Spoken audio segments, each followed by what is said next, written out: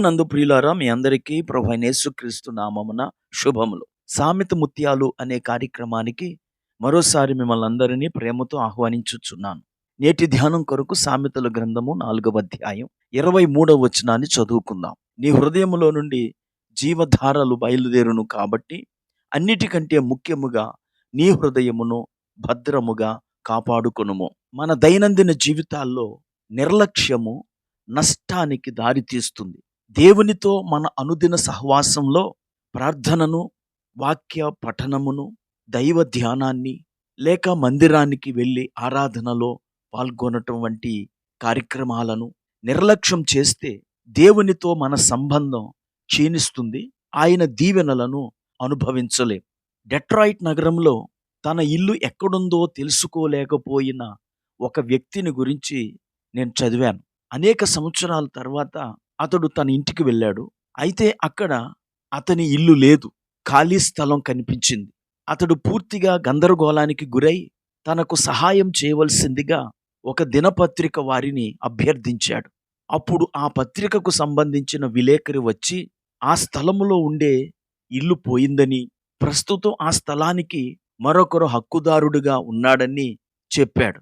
ఏం జరిగిందంటే, ఆ ఇంటి యజమాని చాలా సంవత్సరాల క్రితం ఆ పట్టణాన్ని విడిచి వెళ్తూ తాను ఎక్కడికి వెళ్తున్నాడో ఎవరికి తెలియచేయకుండా, తన ఇల్లు ఎవరికి అప్పగించకుండా వెళ్ళిపోయాడు. ఇరుగు పొరుగు వారు వారికి అడ్డంగా ఉన్నదని చెప్పి ఆ ఇల్లును కూలగొట్టేయటానికై నగర పాలకులకు చెప్పారు. నగర పాలకులు వచ్చి ఆ ఇల్లును తొలగించారు. ఇప్పుడు అతనికి ఇల్లు లేదు, ఆ స్థలము కూడా వేరే వారి ఆధీనంలోనికి వెళ్ళిపోయింది. ప్రియులారా, ఈ మాటలు నేను ఎందుకు చెబుతున్నానంటే, మన హృదయాన్ని కూడా మనం పట్టించుకుంటూ ఉండాలి. దేవునితో సహవాసాన్ని కొనసాగిస్తూ ఉండాలి.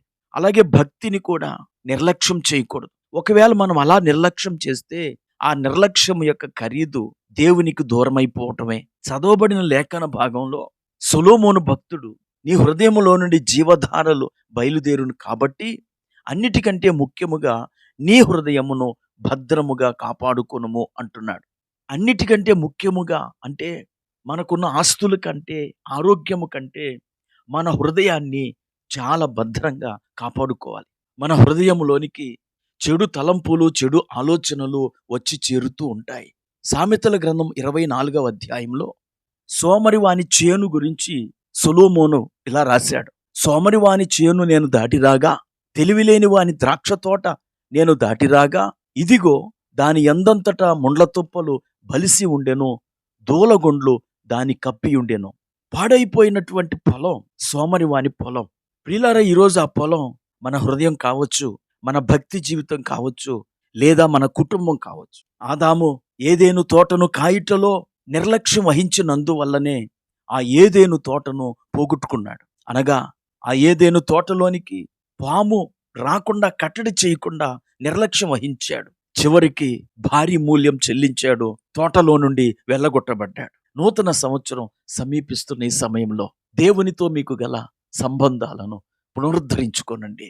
ప్రార్థనలో కనిపెట్టి దేవునిని ఘనపరచండి. దేవుడే మిమ్మలను దీవించి ఆశీర్వదించును గాక. ప్రార్థన చేసుకుందాం. కృపా కనికరము కలిగిన మా తండ్రి, నీకు వందనాలు. నీతో సహవాసాన్ని లేదా నీ సన్నిధికి వెళ్ళి నేను ఆరాధించుటను అనేక మంది నిర్లక్ష్యం చేస్తూ తమ భక్తిని, తమ హృదయాన్ని పోగొట్టుకుంటున్నారు, పాడు చేసుకుంటున్నారు. ఈ మాటలు వింటుండగా ప్రతి ఒక్కరూ నీ సన్నిధిని నిర్లక్ష్యం చేయకుండా, నీ సన్నిధిలో నీ ప్రసన్నతను అనుభవించి పొందుకొని ఎల్లప్పుడూ నిత్య నూతనముగా జీవించుటకు కృప చూపమని యేసుక్రీస్తు నామమున ప్రార్థించి వేడుకుంటున్నాము. ఆమేన్.